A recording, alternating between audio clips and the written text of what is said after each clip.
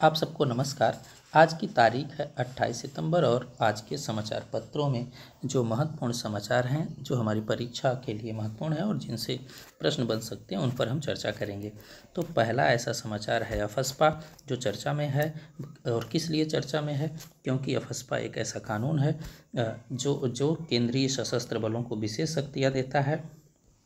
और चर्चा में इसलिए है कि मणिपुर जो अभी हाल ही में अशांत रहा है, वहाँ मई से दंगे चल रहे हैं। वहाँ मणिपुर के राज्यपाल ने इस अफस्पा कानून को वहाँ के पहाड़ी जिलों में 6 माह के लिए बढ़ा दिया है।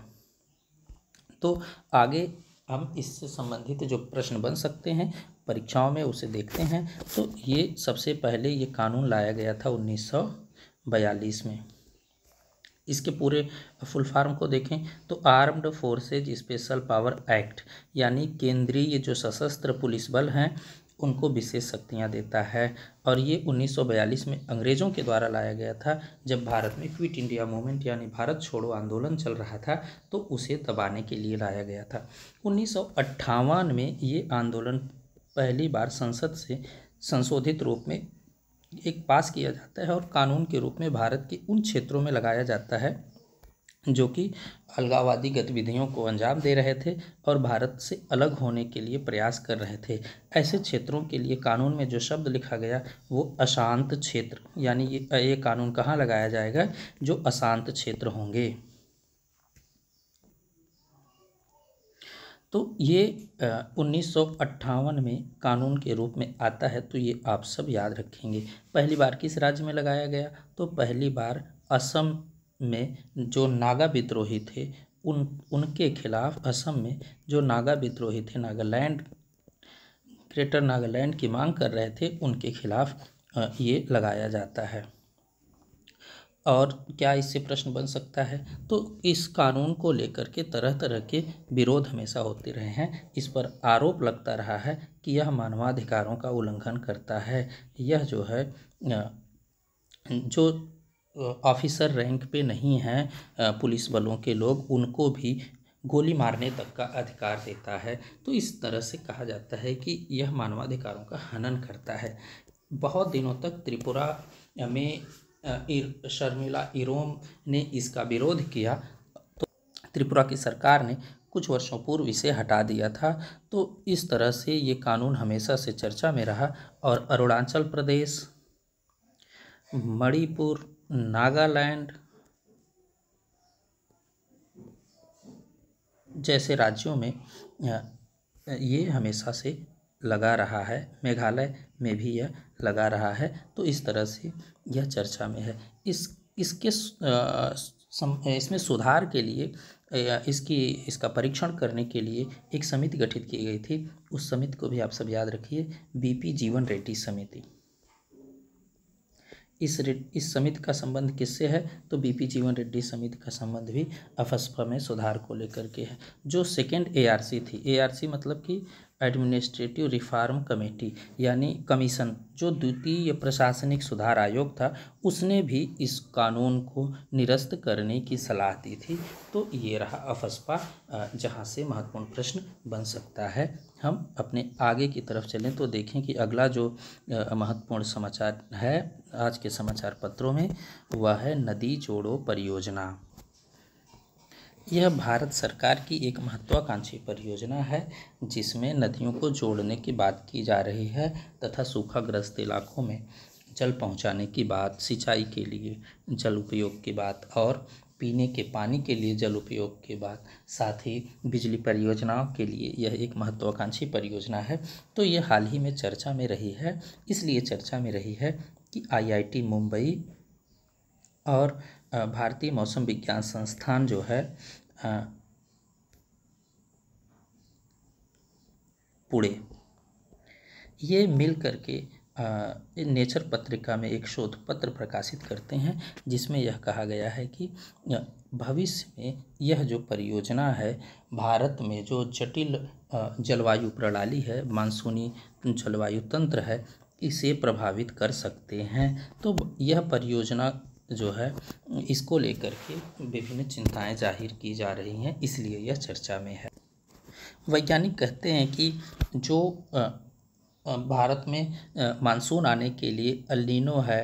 दक्षिणी महासागर में हिंद महासागर में दक्षिणी दोलन यानी अंग्रेजी में सदर्न ऑसिलेशन की घटना होती है। इन घटनाओं को यह नदी जोड़ो परियोजना के कारण जो जल का स्थानांतरण इधर से उधर होगा वह प्रभावित कर सकता है। जैसे स्थल और वायुमंडल के बीच जो जल चक्र का चलना है वो प्रभावित हो जाएगा। यह अंतर संबंध खराब हो जाएगा, इससे वायु में नमी की संभावना है। तो ये ये नदी जोड़ो जो परियोजना है यह भारत में मानसून के तंत्र को प्रभावित कर सकती है। यह महत्वपूर्ण चिंता है। अब हम नदी जोड़ो परियोजना के बारे में थोड़ा सा फैक्ट देखें तो नदी जोड़ो परियोजना कहा गया कि भारत में ऐसे 3000 जलाशयों और नहरों के माध्यम से एक बड़ा सा भंडारण बांध नेटवर्क बनाने की योजना है, जिसमें 37 नदियों को 30 लिंक के माध्यम से जोड़ा जाएगा। 37 नदियों को 30 लिंक के माध्यम से जोड़ा जाएगा। और कितने बांध और जलाशय बनाने की बात है तो 3000 भंडारण बांध का नेटवर्क या जलाशय बनाने की बात है। और यह कितनी लंबी परियोजना होगी तो 15,000 किलोमीटर लंबे नहरों के नेटवर्क की बात की जा रही है। इसमें से जो ये 30 नदियों के लिंक बनाने की बात की जा रही है, इसमें 14 हिमालयी नदियों और 16 प्रायद्वीपीय नदियों के लिए रूपरेखा बनाने का कार्यक्रम राष्ट्रीय जल विकास एजेंसी कर रही है। राष्ट्रीय जल विकास एजेंसी कर रही है। तो ये नदी जोड़ो परियोजना महत्वपूर्ण परियोजना है। इसमें हम देखें किन किन नदियों को जोड़ा जाएगा तो जैसे हिमालय की कुछ नदियों को प्रायद्वीप की नदियों से, या हिमालय की आपस की नदियों को ही आपस में जोड़ने की बात प्रायद्वीप की नदियों को आपस में जोड़ने की बात की जा रही है। जैसे दक्षिण में कृष्णा और गोदावरी नदी को जोड़ने की बात की जा रही है। कृष्णा और पेन्नार नदी को जोड़ने की बात की जा रही है। पूर्व के इधर हिमालयी नदियों की बात करें तो सोन नदी के आसपास बांध बना करके गंगा के जो दक्षिण की नदियां हैं उन सबको जोड़ने की बात की जा रही है। सुवर्ण रेखा और महानदी को जोड़ने की बात की जा रही है। और अब हम देखते हैं कि ये एक महत्वपूर्ण परियोजना जो केन बेतवा लिंक परियोजना है जिस पर कार्य शुरू हो गया है, यह एक महत्वपूर्ण परियोजना है। इससे संबंधित प्रश्न निश्चित रूप से परीक्षा में आ सकते हैं केन बेतवा लिंक परियोजना से। तो इसके बारे में विशेष रूप से देखते हैं कि यमुना की 2 सहायक नदियां हैं, एक है एक केन है और दूसरी है बेतवा। इन दोनों को जोड़ने की बात की जा रही है। तो 221 किलोमीटर लंबी ये परियोजना है। इसके बारे में कहा जा रहा है कि यह जो है बुंदेलखंड के 13 जिलों को सिंचाई का लाभ देगी जो उत्तर प्रदेश और मध्य प्रदेश की सीमा पर पड़ते हैं। तो यह केन बेतवा लिंक जो परियोजना है यह एक महत्वपूर्ण परियोजना है जिससे सिंचाई, बिजली और पीने के पानी तीनों के काम में ये लाई जाएगी। साथ ही एक महत्वपूर्ण प्रश्न यहाँ से बन सकता है कि किस टाइगर रिजर्व से होकर के यह जा रही है तो पन्ना टाइगर रिजर्व चर्चा में है। यह मध्य प्रदेश में जो पन्ना टाइगर रिजर्व है उससे होकर के गुजर रही है। और हाल ही में हमने देखा कि इसी कारण से यहाँ का जो टाइगर रिजर्व है यह प्रभावित हो रहा है। इसी कारण रानी दुर्गावती के नाम से 54वां टाइगर रिजर्व वहाँ पर बना दिया गया है। अब हम अगले समाचार की ओर चलें जो चर्चा में है। तो आज के समाचार पत्रों में ये दिखाया गया कि एक जो ऑस्कर एकेडमी अवार्ड होते हैं उसके लिए भारत की जो आधिकारिक प्रविष्टि है, भारत की तरफ से जो फिल्म भेजी जा रही है वह है 2018 एवरीवन इज अ हीरो।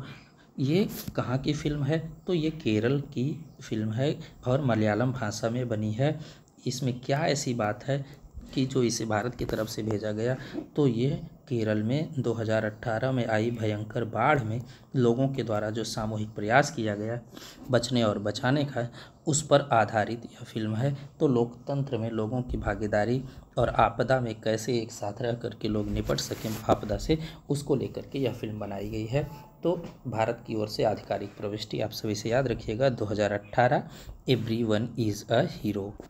हम आगे चलें तो देखें आज के समाचार पत्रों में और कौन से महत्वपूर्ण प्रश्न हैं। तो प्रश्न बन सकते हैं तो चर्चा में है इराक शहर, जहां के उत्तर में एक शहर उत्तरी हिस्से में एक शहर है, वहाँ पर आग लगने के कारण बहुत सारे लोग मारे गए। तो ये इराक के भूगोल के संबंध में कुछ बात कर लेते हैं। तो सबसे जहाँ से मैप से जो प्रश्न बन सकते हैं, तो पूर्व की तरफ इसके है ईरान, पश्चिम की तरफ है सीरिया और जॉर्डन, दक्षिण की तरफ है सऊदी अरेबिया, और ये एक छोटा सा देश है कुवैत, जो द गल्फ़ जिसे फ़ारस की खाड़ी कहा जाता है इसके मुहाने पर है। तो ये नीचे की तरफ है फ़ारस की खाड़ी, और ये नाम पड़ा ईरान के नाम पर। ईरान का नाम चूँकि पहले फ़ारस था, पर्सिया था, इसीलिए इस खाड़ी को द गल्फ़ भी कहते हैं, या गल्फ़ ऑफ पर्सिया या पर्सियन गल्फ़ भी कहते हैं। तो ये याद रखिएगा। यहाँ पर एक और जल संधि याद कर लीजिएगा, हार्मुज की जल संधि, जो कि हार्मुज की जल संधि बहुत महत्वपूर्ण है, जो कि ओमान की खाड़ी को इस द गल्फ़ से यानी फ़ारस की खाड़ी से जोड़ती है। साथ ही किसको अलग करती है, तो ये जो अरब का प्रायद्वीप है, इधर का जो हिस्सा है ओमान का और यूएई का, कतर का, इस वाले हिस्से को ईरान वाले हिस्से से अलग करती है। तो ये रहा इराक। अच्छा, इराक के संदर्भ में इराक को कुल 5 भौगोलिक आधार पर बांटा जा सकता है कि उत्तर के हिस्से में जो इधर की तरफ जाग्रोस पर्वत इराक और ईरान के क्षेत्र में फैला हुआ है, यहाँ यूफ्रेट और टिग्रिस के आसपास का जो हरा भरा वाला क्षेत्र है वो महत्वपूर्ण है। साथ ही यहाँ पर जो है रेगिस्तान का जो इलाका है वो महत्वपूर्ण है। बस एक और फैक्ट यहाँ जान लीजिए कि यहाँ जो छोटा सा देश है, या इसको लेकर के खाड़ी युद्ध हुआ 1991 के आसपास। यहाँ के जो सद्दाम हुसैन थे, इराक के प्रेसिडेंट थे, उन्होंने यहाँ पर कुवैत पर हमला किया था। तो 1991 में खाड़ी युद्ध कुवैत पर इराक के द्वारा किया गया हमला। ये सब फैक्ट्स याद रखिएगा, कहीं यूज हो सकते हैं परीक्षा में। हम अगले समाचार की तरफ चलें तो एक बड़ा महत्वपूर्ण समाचार इस समय चर्चा में है कि जो नौसेना का देसी प्रौद्योगिकी को लेकर के, स्वदेशी प्रौद्योगिकी को लेकर के एक प्रदर्शन स्वावलंबन सेमिनार के नाम से लगाया जा रहा है। कहाँ पर लगाया जाएगा? ये जो भारत मंडपम है नई दिल्ली में, इसी भारत मंडपम में जो G20 का आयोजन था वो आयोजित किया गया था। इसी भारत मंडपम में ये स्वावलंबन सेमिनार कहा गया, नौसेना के द्वारा कहा गया कि आज़ादी की 75वीं वर्षगांठ पर जब हम आज़ादी का अमृत महोत्सव मना रहे हैं, ऐसे समय में 75 स्वदेशी तकनीक विकसित करने की बात की जा रही है, जिसमें जल में यानी समुद्र में ड्रोन के इस्तेमाल की बात की जा रही है। इसी तरह से विभिन्न प्रौद्योगिकियों की बात की जा रही है जो आपदा में, सुरक्षा में काम में आएंगी, और वह स्वदेशी तरीके से नौसेना विकसित कर रहा है, उसका प्रदर्शन यहाँ पर किया जाएगा। तो यहाँ से जो प्रश्न पूछ सकता है वो स्वावलंबन सेमिनार से पूछ सकता है, वो देसी प्रौद्योगिकियों से पूछ सकता है, और इसमें प्रधानमंत्री जी शामिल हो रहे हैं, इसलिए यह एक महत्वपूर्ण सेमिनार हो जाता है।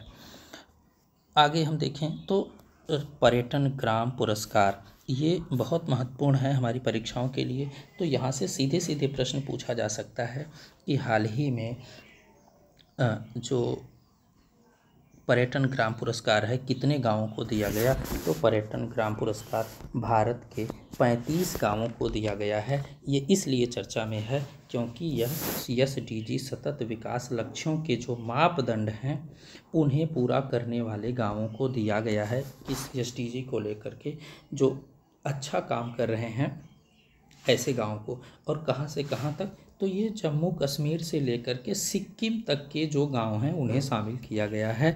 तो जो जम्मू कश्मीर का दवार गांव है और सिक्किम का किताम गांव है, तो दवार से शुरू होकर के किताम गांव तक, सिक्किम के किताम गांव तक के गांव इसमें शामिल हैं।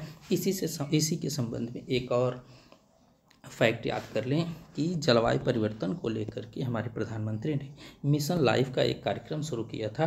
पूर्वोत्तर मंत्रालय ने जो है मिशन लाइफ कार्यक्रम के तहत एक परियोजना शुरू की है कि ट्रैवल फॉर लाइफ।